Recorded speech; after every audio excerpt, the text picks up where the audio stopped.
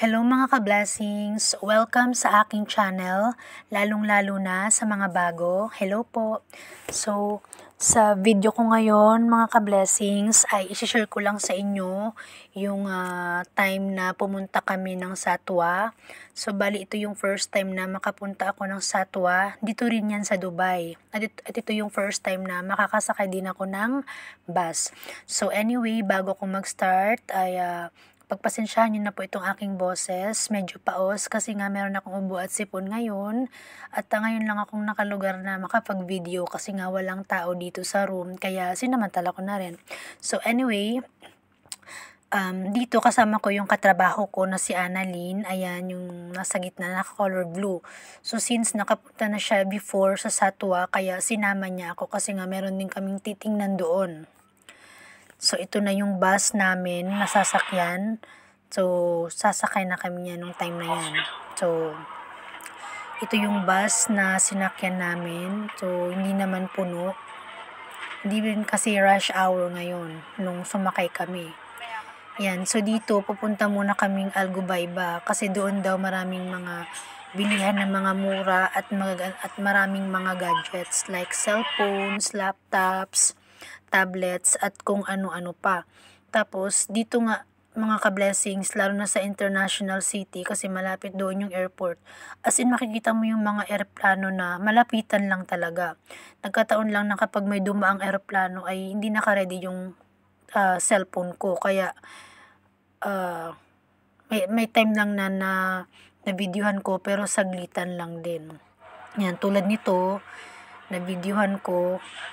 Yan, nahabol ko pero yan, hindi na nakita kasi pumasok natakpan na ng building. So, malapit na yan sa airport. Dito yan sa international city. So, ito yung ilan sa mga, minsan yung itong bus, minsan nakahilo din siya. Ewan ko kung depende. Sa ako mahiluhin ako eh. Lalo na kung pahinto-hinto. Minsan kasi humihinto itong bus. Diba, pag may sumasakay, may bumababa, yan. So, dito naman, nadaanan namin yung mga creek. May creek, may mga barko, maliit na bangka, yate, ayan.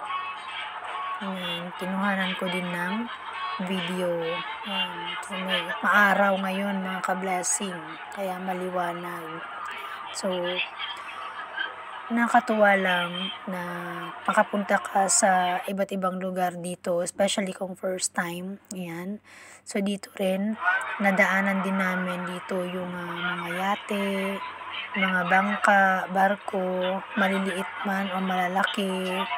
Tapos, may magagandang style. Ayan. Mostly color white ay nakita nyo. Ewan ko ba mga ka-blessings, kapag nakakakita ako ng mga yate, maliit man o may kalakihan. Ewan ko, ang saya ko, ang sarap sa pakiramdam. Parang attractive ako sa mga yate. Hindi ko alam, kaya yan, videohan ko. Ang ganda rin ng view dito. Creek to eh. Ayan. Mga buildings. So, under constructions pa siya, may inaayos dyan. So, dito kami sa loob yan. Nakikita nyo, nasa loob kami. Yan ang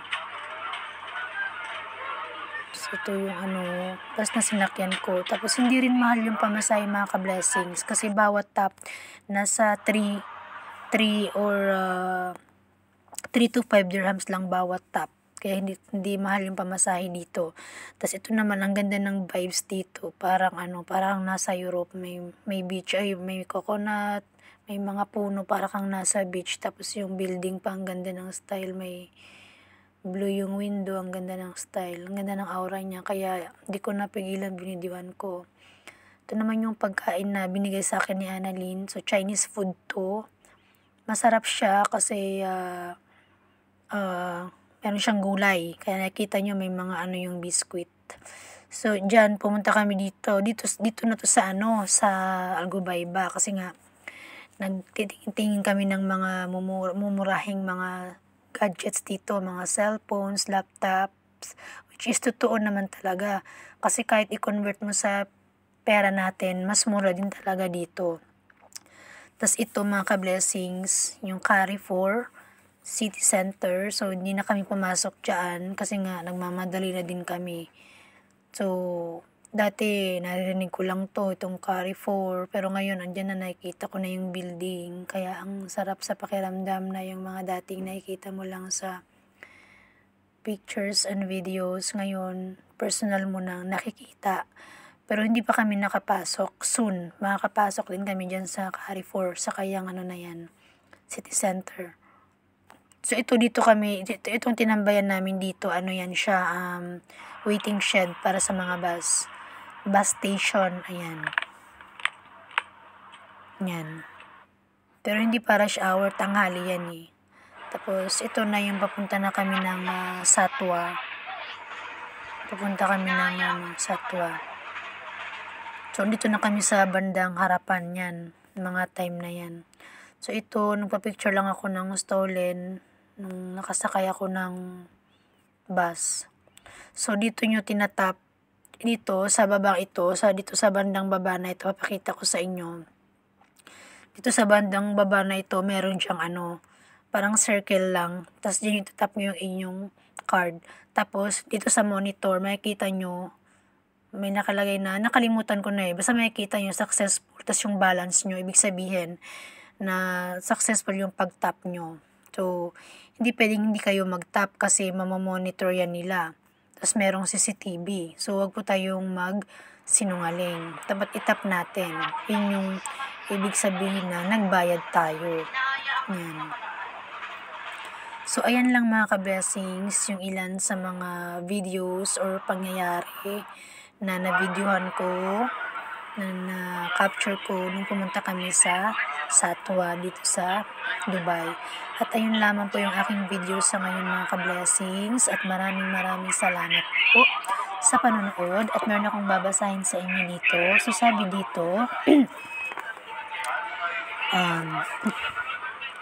give yourself some credit for how far you have come, and once you start working on something, don't be afraid of failure and don't abandon it. People who work sincerely are the happiest. Ayan. Ayun lamang po. God bless us always.